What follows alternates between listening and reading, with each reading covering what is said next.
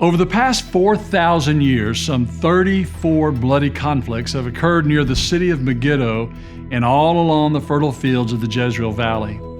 Great kings and leaders of the Bible, and even the 18th century Napoleon Bonaparte, all saw Megiddo as an important military objective.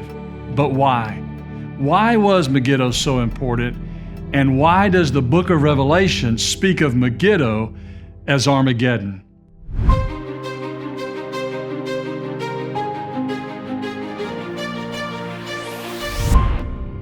Megiddo is known by many names, but none more popular than the name Armageddon found in the book of Revelation.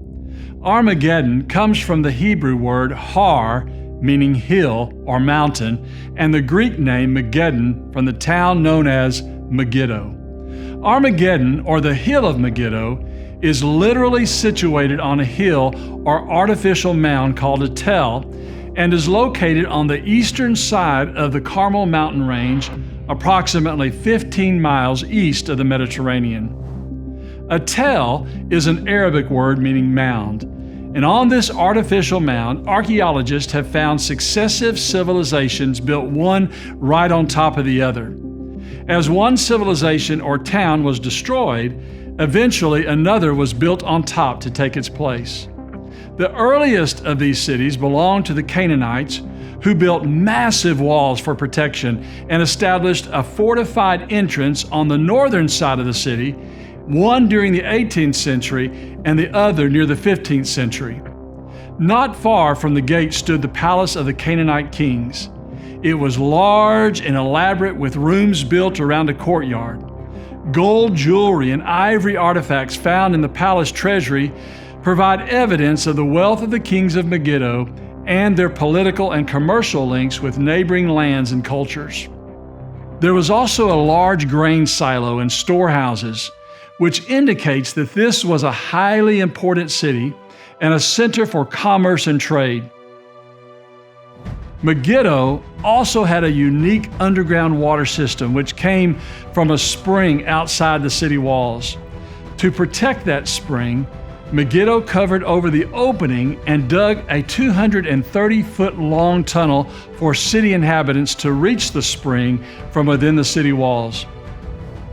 As one moves further up the tell, a new civilization begins to emerge, one that is peculiarly Israelite in its architecture and material remains.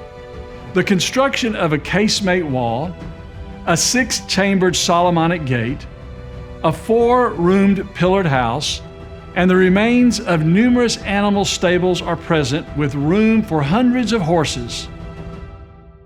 Not surprisingly, the Bible lists Megiddo as one of the major Canaanite cities defeated by Joshua, and then later reveals that it became one of the fortified chariot cities of King Solomon. All of these discoveries reveal a level of sophistication and complexity associated with a grand city of enormous importance, but equally important, and why the city grew to such significance, has to do with where it was located and what it came to represent because of its location.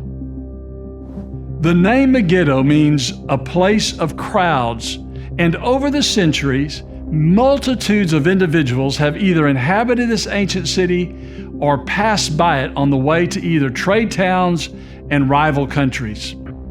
In Bible times, the kingdoms of Israel and Judah often found themselves wedged between the powerful empires of the Mesopotamia to the north and Egypt to the south.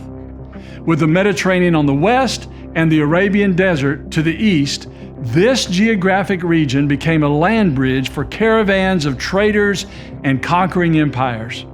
As they traveled through the land, they would eventually run headlong into the Mount Carmel range and would have to choose one of 3 narrow passes through the geographic roadblock impeding their progress. One of those passes went near Megiddo, which lay at a crossroads for trade. Megiddo then was a commercial gold mine and became an important military objective for those seeking control of the area. King Saul, Solomon, Ahaziah, Josiah, the Egyptian Pharaoh Necho, Tiglath-Pileser III of Assyria, and even Napoleon Bonaparte all understood the importance of capturing this important city and the valley below. Win at Megiddo, and you will secure your nation's future. With Megiddo's monumental importance in view, we can now make a connection between its significance in history and why God would use it as a symbol of victory in the book of Revelation. When Revelation was written, Rome was an imposing force controlling the Mediterranean world, including much of the commerce and trade. It was Rome that had control of the trade cities and Megiddos of the world, and at times had been oppressive in the exercise of that control. Knowledge of Megiddo's location and history would have served to encourage Christians who were suffering and being marginalized by the Romans. In Revelation 16, where the Battle of Armageddon is referenced, the context of that chapter shows God's judgment being poured out on the Roman Empire and on all those who had persecuted the children of God. Later, in Revelation 19, when the symbolic Battle of Armageddon is described, Jesus, the King of Kings and the Lord of Lords, marshals his forces and annihilates the devil, asserts his dominance, and brings heartache and failure to the emissaries of the evil one. The message is clear. Satan will not win. Just as both Joshua and Deborah defeated the Canaanites in the valley near Megiddo, so Christ would defeat Satan's allies, the Roman Empire. Just as both Gideon and Solomon controlled the valley of Megiddo and thereby rewarded the nation of Israel, so Christ will win at the spiritual Megiddos and reward the saints of God.